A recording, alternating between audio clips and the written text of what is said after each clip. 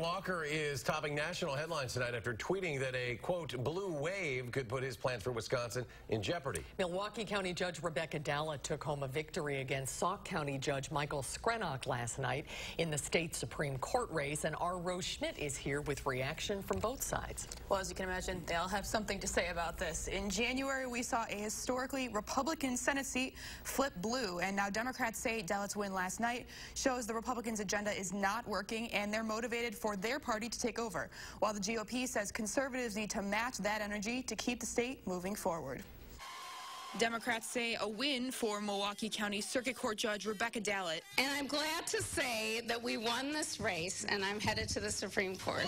Could suggest the political tides are shifting in their favor. Last night was just a phenomenal night for all of us to see, areas all over the state of Wisconsin turning blue. Democratic Party Chair Martha Lanning watched as Dallet got 56% of the vote, defeating conservative Judge Michael Skrenok by 12 points. That's really a very substantial win in our Supreme Court races, which have typically been 2 or 3 or maybe 4-point races. Republicans, too, have taken notice, with Governor Walker tweeting that the state is at risk of a blue wave. But we can't assume that people know about the positive things that we're doing for the people of the state of Wisconsin. Today's another example of that.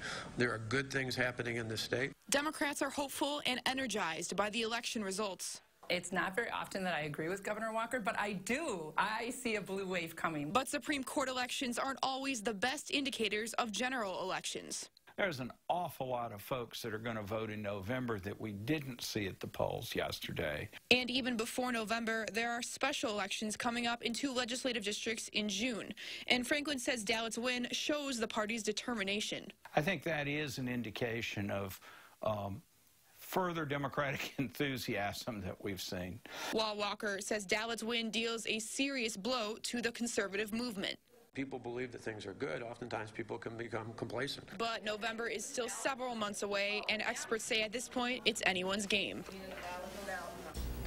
Judge Dallet will take her seat on the state Supreme Court bench in August. That would shift the court from a 5-2 conservatively to 4-3. And in the meantime, candidates on both sides are entering the races for the 42nd Assembly and 1st Senate districts. Nomination papers are due in 2 weeks, and then the elections will be on June 12th. So that's coming up sooner than we think it would be. Yeah, it never ends, the election season. Rose, thank you. Rose. All right, let's